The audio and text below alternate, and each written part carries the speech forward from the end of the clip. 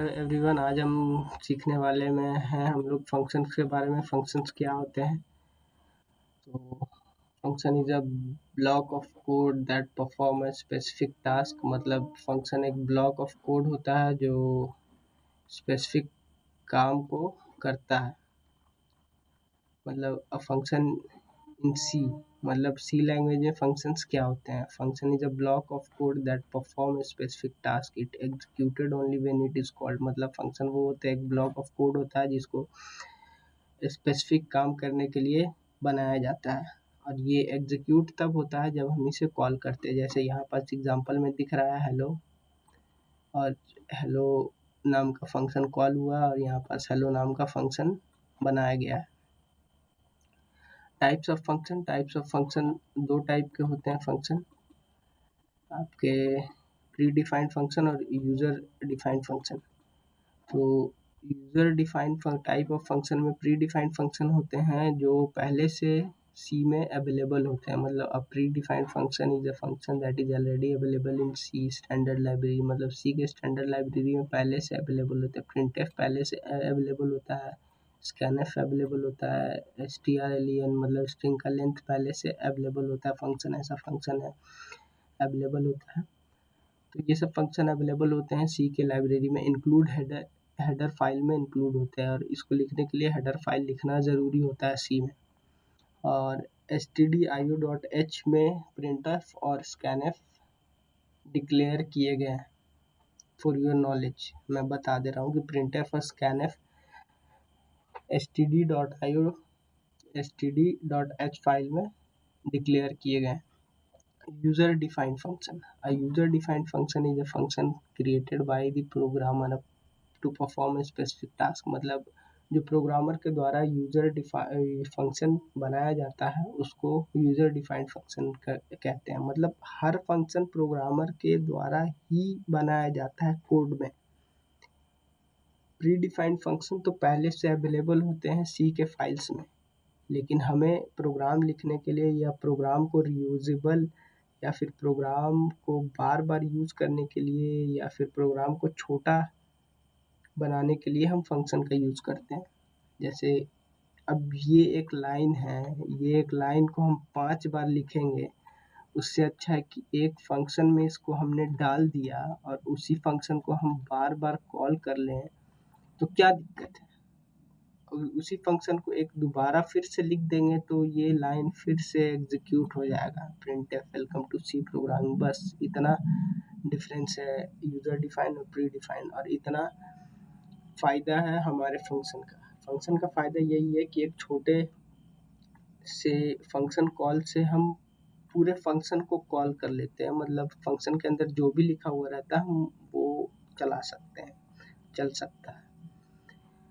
Recursive function हमें DSA में बहुत ज़्यादा इम्पोर्टेंट होने वाला है हमारे डीएसए के लिए। तो डीएसए में हम जब भी करते हैं तो रिकर्सिव फंक्शन हमारे सारे प्रोग्राम के लिए अवेलेबल होता है। मतलब रिकर्सिव फंक्शन से हम सारे प्रोग्राम कर सकते हैं डीएसए के, सारे logical program, Fibonacci, palindrome, reverse string, Armstrong, सारे प्रोग्राम कर सकते हैं हम रिकर्सिव फंक्शन से। तो रिकर्सिव फंक्शन होता है वो कि अपने आप को बार बार कॉल करता है, that's call itself again and again, that call itself again and again until base condition become true. जब तक इसका कंडीशन ट्रू नहीं हो जाता है तब तक ये अपने आप को कॉल करते रहता है। तो यहाँ पर छोटा सा एग्जांपल है रिकर्सिव फंक्शन का। ये रिकर्सिव फंक्शन बनाया गया है वर्ड प्रिंट नाम का, और उसे n-1 तक चलाया गया। मतलब n जब तक -1 ना हो जाए तब तक चलाया जाएगा। तो प्रिंटफ मतलब प्रिंटफ 5 यहाँ पर आर्गुमेंट्स पास किए गए हैं, तो इसका आउटपुट 1 2 3 4 होगा। 3 2 नहीं 4 3 2 1 होगा इसका आउटपुट 5 से।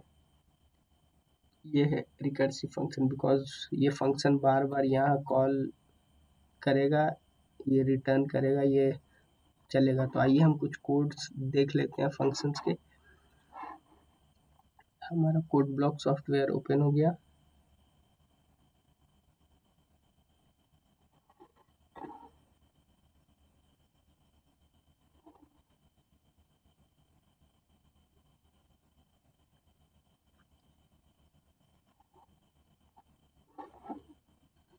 हम एक फाइल बना लेते हैं।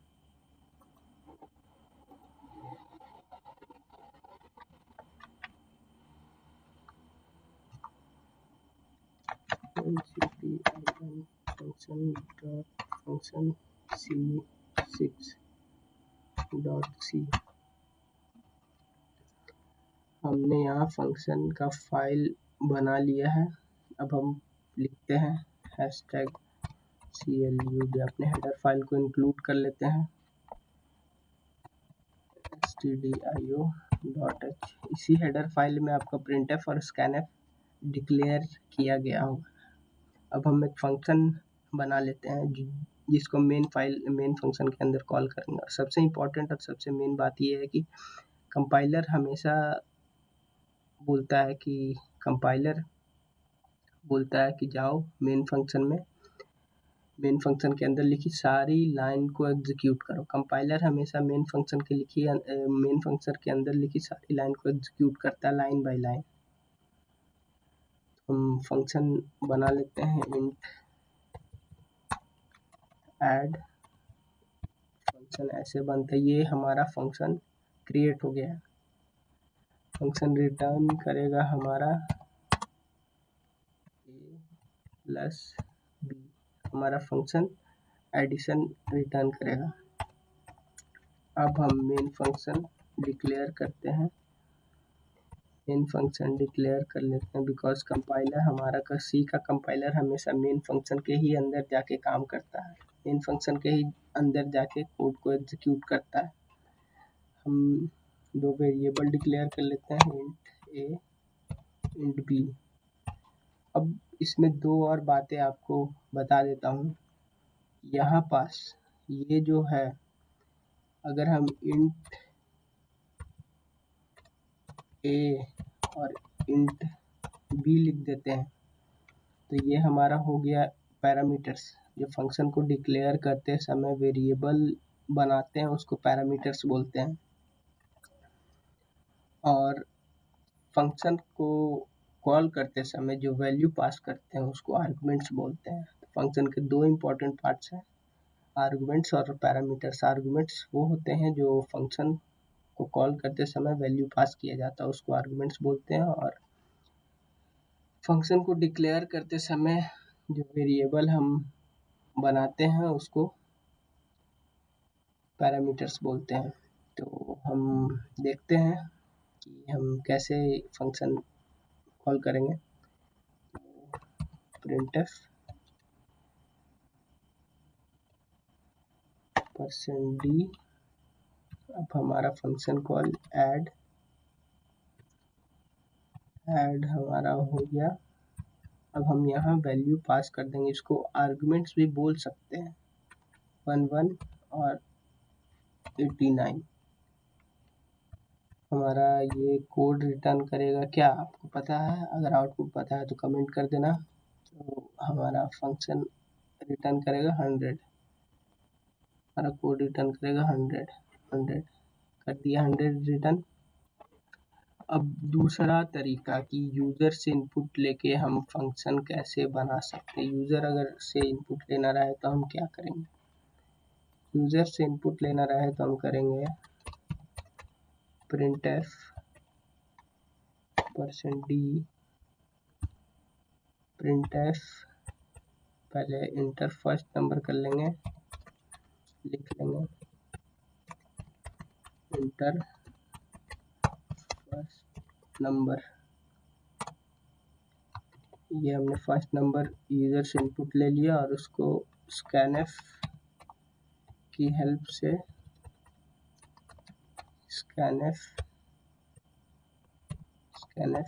से उसको स्टोर कर लेंगे। %d उसको स्टोर करेंगे a में। स्टोर करने के लिए एड्रेस ऑफ ऑपरेटर का यूज़ करते हैं। scanf हमारे डेटा को वेरिएबल में स्टोर कर देता है, और printf हमारा प्रिंट करता है इंटर फर्स्ट नंबर और इनपुट लेता है। और इनपुट जब लेता है तो scanf ही हमारा वेरिएबल में डेटा को स्टोर कर देता है। मतलब जो इनपुट आएगा इंटर फर्स्ट नंबर में वो scanf की हेल्प से a में स्टोर हो जाएगा। printf। अब सेकेंड नंबर इनपुट लेते हैं,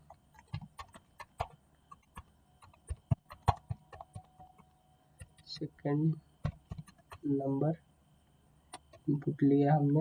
अब उसको भी एक वेरिएबल में स्टोर कर लेंगे,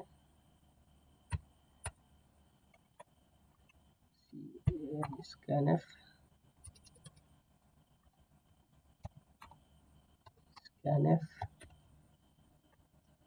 %d, उसको हम लोग स्टोर कर लेंगे बी में।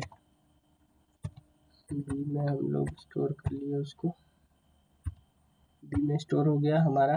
तो मतलब हमारा दो इनपुट नंबर ए और बी में स्टोर हो गया प्रिंटफ और स्कैनफ की हेल्प से। ये प्रिंटफ जो है, ये प्रिंटफ हमारा यूजर से फर्स्ट नंबर इनपुट लेगा और उसको स्कैनफ की हेल्प से ए में स्टोर कर देगा।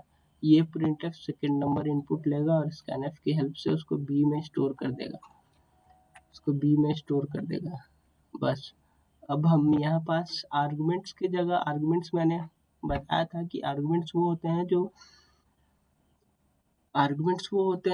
जो वैल्यू पास करते हैं हम फंक्शन कॉल करते समय, जो हम वैल्यू पास करते हैं फंक्शन कॉल करते समय। तो हमारे पास अभी वैल्यू है, हमने दो वैल्यू इनपुट ले चुका है, कि हमने ले लिया है यूजर से ए और बी। हमें उसी वैल्यू को पास करना होगा, ए और बी हमने पास कर दिया, बस हमारा काम खत्म हो गया। और थोड़ा सा यहाँ पास मॉडिफाई कर लेते हैं, वो ये है sum is equal to %d। अब हमारा कोड बहुत अच्छा दिखेगा। ये हमने आर्गुमेंट्स पास कर दिया, इसको, इस फंक्शन को पास किया हमने आर्गुमेंट्स, यहाँ इस फंक्शन को पास किया। ये फंक्शन जब एग्जीक्यूट हो, ये प्रिंट, ये स्कैनफ, ये इनपुट होगा, ये इनपुट होगा, फिर ये लाइन चलेगा, ये वैल्यू वहाँ पास करेगा और एडिशन हो जाएगा। बस सेमीकोलन मिसिंग।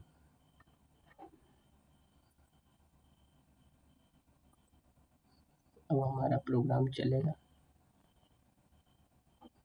हमारा प्रोग्राम चलने वाला है। तो 1 1 2 कर लेते हैं एक में, और एक में 1 3 1 2 कर लेते हैं। सम इज 244। तो हमारा प्रोग्राम चल गया, हमारा फंक्शन का प्रोग्राम चल गया। तो फंक्शन मेन यही है कि फंक्शन के आर्गुमेंट्स याद करके रखना, कि आर्गुमेंट्स वो होते हैं जो हमेशा फंक्शन कॉल करते समय वैल्यू पास किया जाता है। और फंक्शन में मेन चीज़ वही है कि फंक्शन के आर्गुमेंट्स और पैरामीटर्स, आर्गुमेंट्स वो होते हैं जो वैल्यू पास किए जाते हैं फंक्शन कॉल करते समय, और पैरामीटर्स वो होते हैं जो फंक्शन को डिक्लेयर करते समय हम वेरिएबल बनाते हैं। बस ये इम्पोर्टेंट है। फंक्शन कॉल हम दूसरे तरीके से भी कर सकते हैं, जैसे मैंने पहले बताया था, इसके पहले ऐसे भी कर सकते हैं हम फंक्शन कॉल। इस चीज़ को हटा दिए और हम ए और बी के जगह पे दो वैल्यू रख देते हैं, बस 2 2 4 4। हमारा तभी हमारा कोड एग्जीक्यूट होगा। कोड एग्जीक्यूट होने के बाद 44 और 22 66 आज शायद 76 आएगा, 66 आएगा।